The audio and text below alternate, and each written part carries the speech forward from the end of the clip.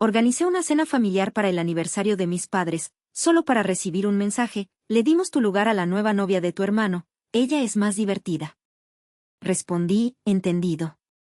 Esa noche, cancelé todo, reservaciones, regalos, todo.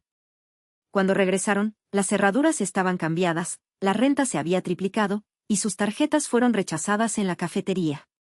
¿Eso fue solo el comienzo? Gracias por estar aquí conmigo hoy.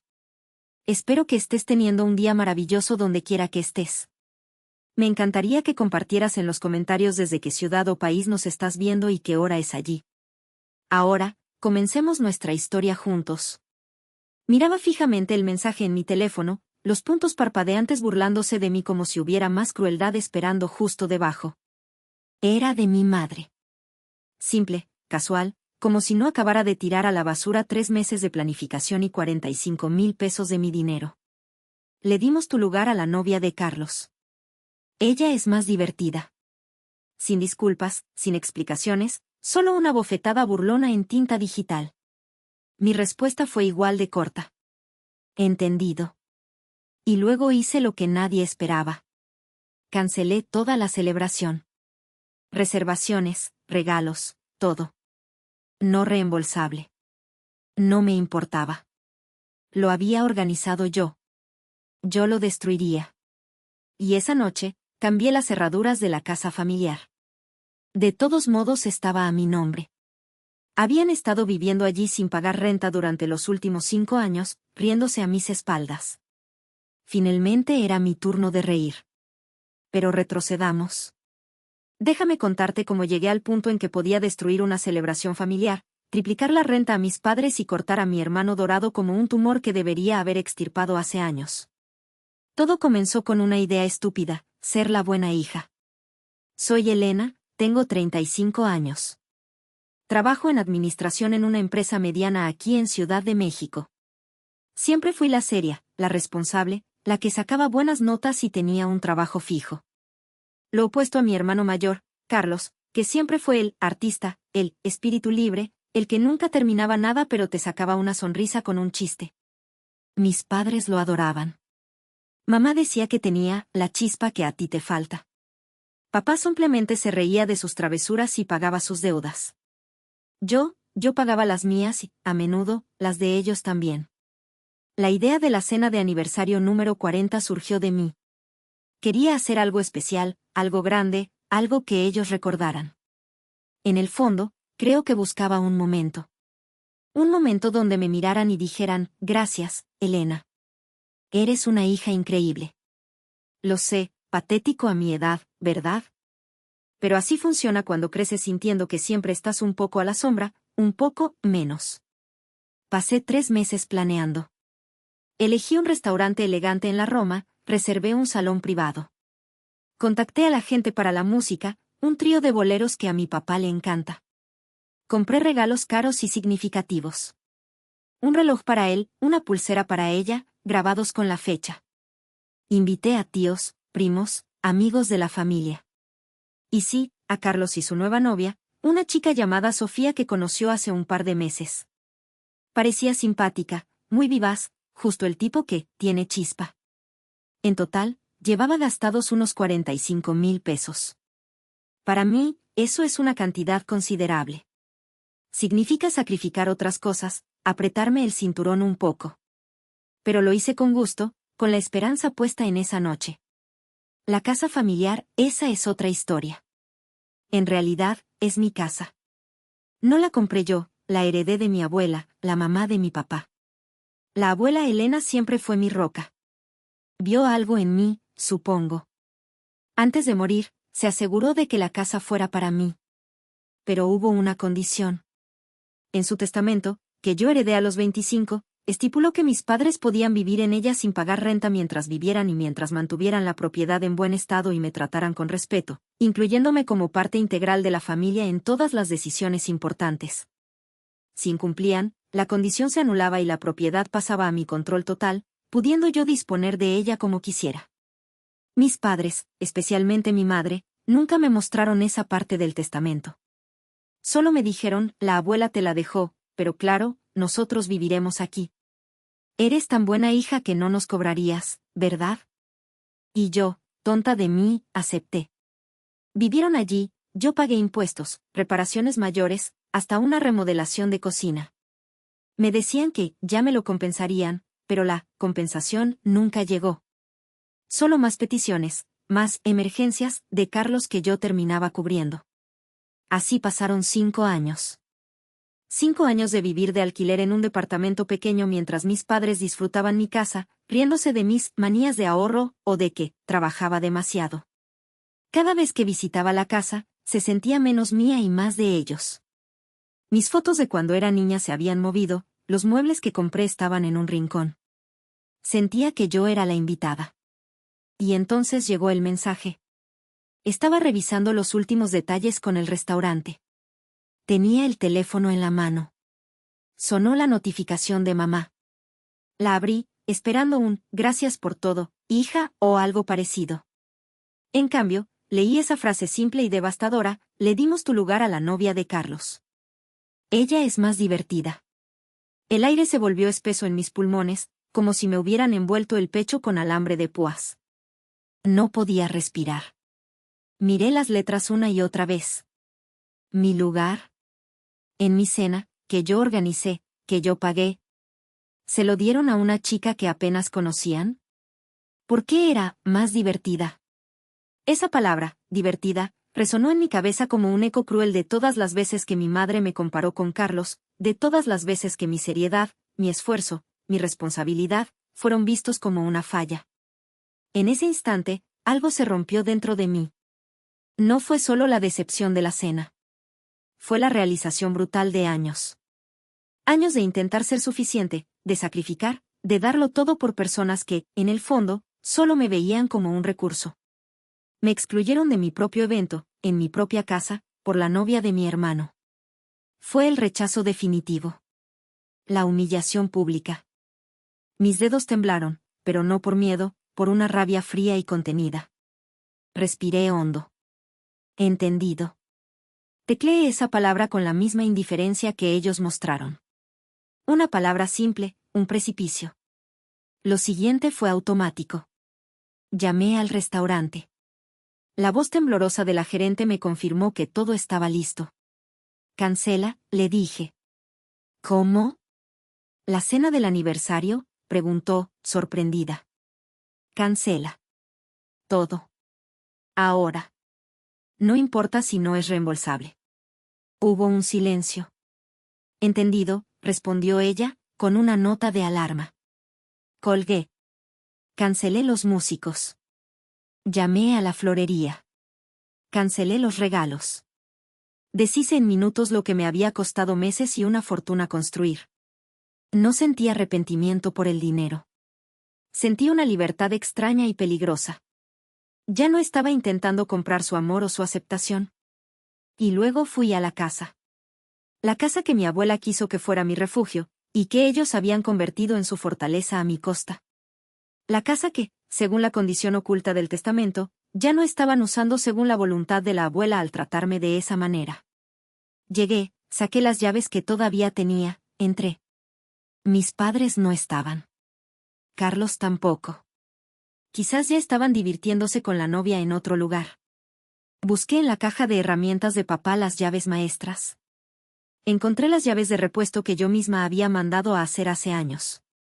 Con manos firmes, cambié las cerraduras de la puerta principal, de la puerta de servicio, incluso de la reja del jardín. Con cada clic de la cerradura nueva, sentía que ponía un ladrillo en un muro entre ellos y yo, un muro que debía haber construido hace mucho tiempo. Me senté en la sala, en un sofá que yo había comprado, bajo una foto familiar donde mi cara parecía un poco borrosa, como si ya estuviera predestinada a ser marginada. La casa estaba silenciosa, pero por primera vez en años, sentí que yo tenía el control en ese espacio. Sabía que la tormenta vendría, pero por primera vez, sentí que tenía las herramientas para enfrentarla. La tormenta no se hizo esperar. Primero, llamadas perdidas. Decenas. Luego, mensajes de texto, pasando de la confusión a la furia en cuestión de minutos. ¿Dónde están las llaves? ¿Qué significa esto? Ábrenos la puerta, que estás loca, Elena. Ignoré la mayoría. Luego, tocaron la puerta. Fuerte. Insistentemente. Eran ellos. Les abrí solo la ventana pequeña de la cocina. Sus caras estaban descompuestas. ¿Qué diablo significa esto, Elena?, gritó mi padre. Mi madre, con los ojos inyectados de ira, dijo, ábrenos la puerta. No puedes hacer esto. Es nuestra casa. Los miré. Respiré hondo y con voz firme, que sorprendió hasta a mí misma, respondí, no, no es su casa. Es mi casa. Y ustedes ya no viven aquí. Hubo un silencio atónito. ¿De qué hablas? Siempre hemos vivido aquí. Es la casa familiar, replicó mi madre, la máscara social de la familia perfecta empezando a resquebrajarse. Era la casa familiar por cortesía, mamá. Mi cortesía. Y ustedes la rompieron. Con su mensaje. Con años de tratarme como un cajero automático y no como su hija. La abuela fue muy clara en su testamento. Ahí fue cuando los vi palidecer. El testamento de la abuela. Nunca pensaron que yo supiera la verdad completa. Mi padre intentó disimular. Tonterías. El testamento decía que viviríamos aquí. Decía que vivirían aquí si me respetaban y cuidaban la propiedad. Condición que violaron hace mucho. Tengo copias. Tengo pruebas. Mentí sobre las pruebas en ese momento, pero la idea ya estaba plantada. La conversación escaló rápidamente. Gritos, insultos. Mi madre dijo cosas horribles, eres una desagradecida, siempre fuiste envidiosa de Carlos, nadie te va a querer así, te vas a quedar sola. Mi padre amenazó con demandarme. Carlos llegó en ese momento, con Sofía, buscando la fiesta. ¿Qué está pasando?, preguntó, desconcertado. Mis padres, con la cara roja de la rabia, le contaron una versión distorsionada, Elena nos está echando de la casa, Carlos. Se ha vuelto loca. Carlos me miró con confusión, luego con reproche. Elena, ¿cómo puedes hacer esto? Su novia, Sofía, parecía incómoda. Les repetí con calma, la casa es mía. Ya no viven aquí. Les enviaré una notificación formal. Tienen 24 horas para sacar sus pertenencias personales bajo supervisión. Luego cambiaré las cerraduras de nuevo, para siempre. Y Carlos, tu lugar nunca estuvo aquí de verdad. Siempre fuiste él, divertido, a mi costa. Cerré la ventana. La imagen de sus caras, una mezcla de rabia impotente y pánico incipiente, se quedó grabada en mi mente. Esa noche no dormí. Contacté a Mariana, mi amiga abogada. Le expliqué todo. La casa, la herencia, el testamento de la abuela, la parte que yo sí conocía, los 5 años de vivir gratis, la cena cancelada, el mensaje, el cambio de cerraduras, la confrontación. Mariana me escuchó con atención. Elena, lo que hiciste con las cerraduras es legal porque la propiedad está a tu nombre. Pero necesitamos formalizarlo. Les enviaré el aviso de desalojo. ¿Y sobre el testamento de tu abuela, tienes una copia completa? Le dije que tenía mi copia, la que me dieron, pero siempre sentí que le faltaba algo. Mariana se ofreció a investigar en el registro de propiedad y en el archivo de notarías. Su apoyo fue mi primer salvavidas.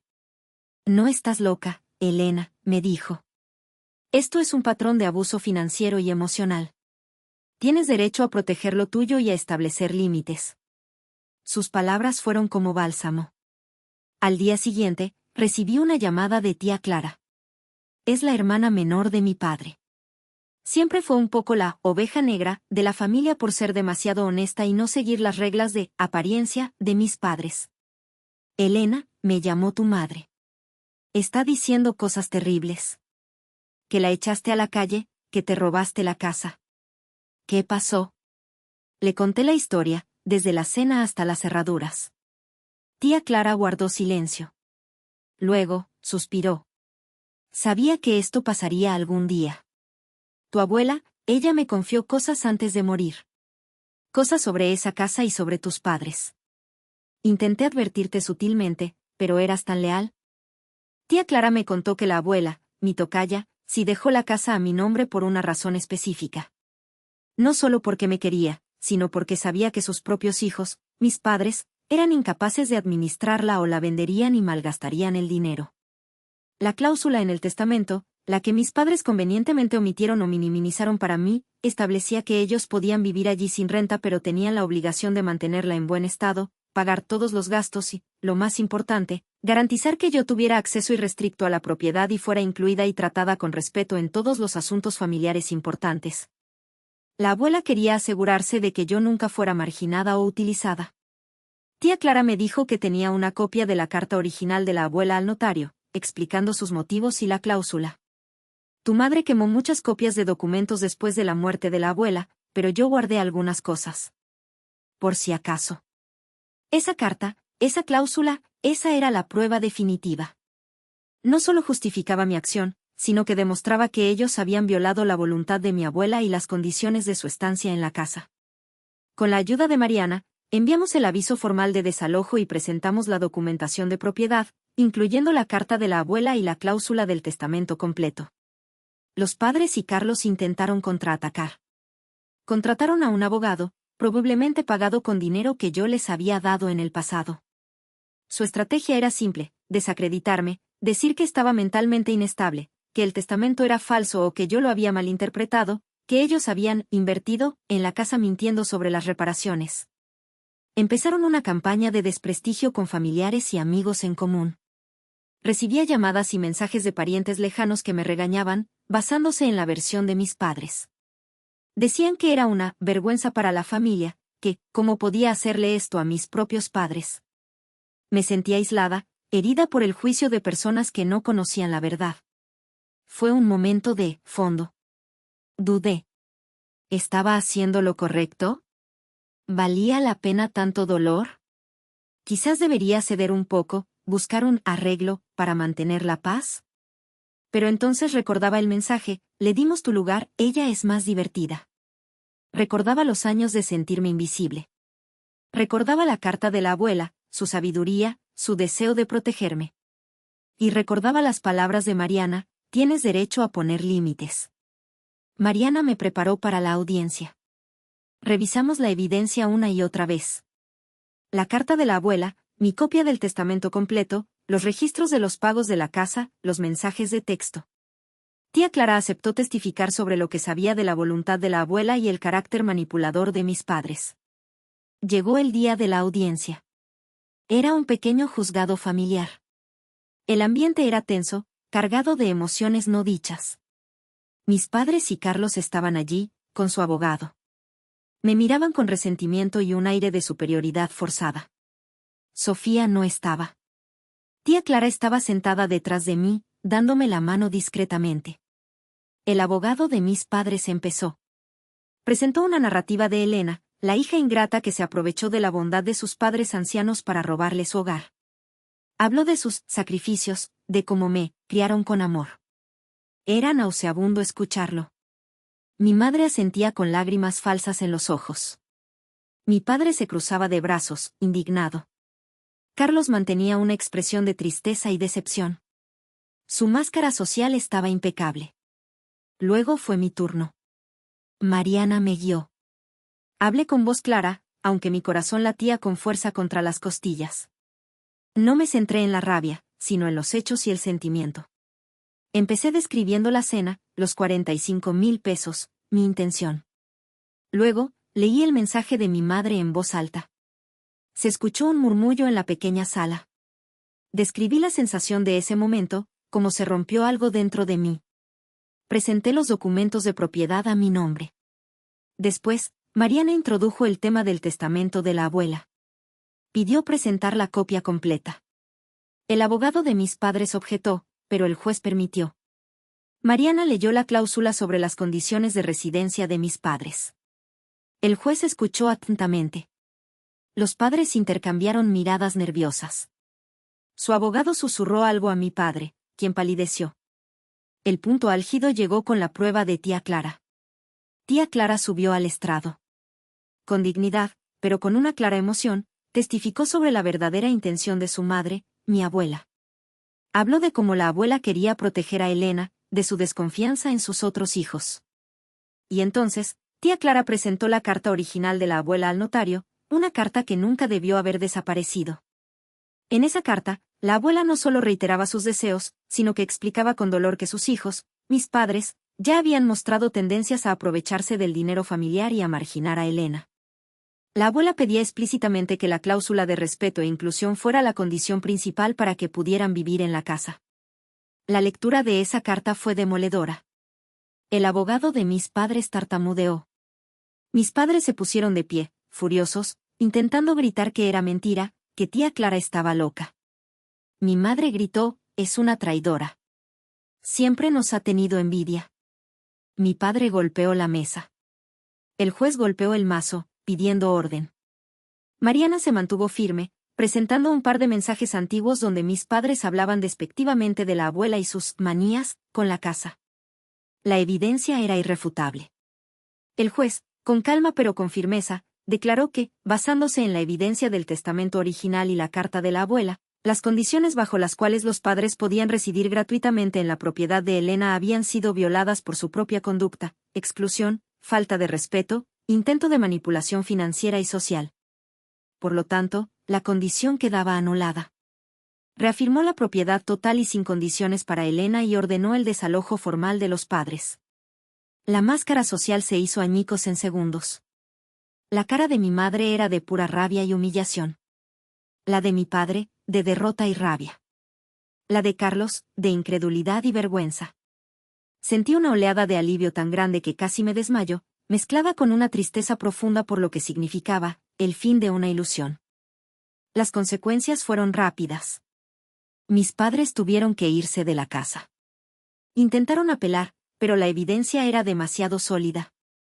Sus intentos de desprestigiarme con familiares y amigos fracasaron en gran medida, tía Clara y otros familiares que sabían la verdad se encargaron de desmentir sus mentiras. Algunos amigos en común se alejaron, incómodos por el drama, otros mostraron su apoyo a mí. Mis padres tuvieron dificultades financieras, el dinero que yo les daba ya no estaba, y vivir de alquiler era caro. Carlos siguió con su vida, más distante, sin atreverse a contactarme directamente, aunque sé que sus padres lo presionaban. La novia divertida desapareció poco después. El proceso de curación fue lento. La victoria legal fue importante, me dio control sobre mi propiedad y mi vida, pero la herida emocional seguía abierta. La casa, una vez vacía, se sentía extraña. Limpiarla, pintarla, decorarla a mi gusto fue parte del proceso de reclamarla, de hacerla mía de verdad, no solo en papel. Lentamente, la casa dejó de ser un símbolo del conflicto y se convirtió en mi santuario. Lloré mucho. Lloré por la niña que siempre buscó la aprobación de sus padres. Lloré por los años de sacrificio y silencio. Lloré por la familia que creí tener y que nunca existió realmente. Pero cada lágrima era parte de la limpieza, de sacar el veneno. Encontré mi verdadera familia. No fue la de sangre. Fue Mariana, que me apoyó legal y emocionalmente. Fue tía Clara, que arriesgó su propia relación familiar por la verdad y el cariño. Fueron los amigos que se quedaron y me recordaron quién era yo fuera de esa dinámica tóxica. Con ellos, encontré aceptación incondicional, respeto y amor genuino. Nuestras reuniones eran sencillas, llenas de risas, conversaciones honestas, donde no tenía que pretender ser alguien que no era ni temer la manipulación. Aprendí la lección más dura y valiosa de mi vida: poner límites no es ser egoísta, es ser fuerte. El autorrespeto no es negociable. La familia de sangre no siempre es familia de corazón. A veces, tienes que soltar a las personas que supuestamente te aman para poder salvarte a ti misma. La verdad duele al principio, pero te libera para siempre. Mis padres y Carlos son ahora figuras distantes. A veces escucho noticias de ellos a través de parientes lejanos. Su máscara social cayó para muchos, pero aún hay quienes les creen o prefieren no ver la verdad. Yo no busco venganza, solo paz. La casa es mía, mi santuario. Mi vida es mía, mi lienzo en blanco. Ya no busco la validación externa. Me la doy yo misma. La herida aún está ahí, una cicatriz que me recuerda lo fuerte que soy, pero ya no supura. Vivo mi vida en mis propios términos, rodeada de personas que me valoran por quien soy, no por lo que puedo darles. Y eso, después de todo, es la verdadera riqueza. Gracias, de corazón, por haberme acompañado hasta aquí. Me gustaría mucho saber qué sentiste al escuchar mi historia. ¿Te resonó en algo? ¿Alguna vez viviste una situación parecida con tu familia? Comparte tus pensamientos y emociones en los comentarios. Te leo todo.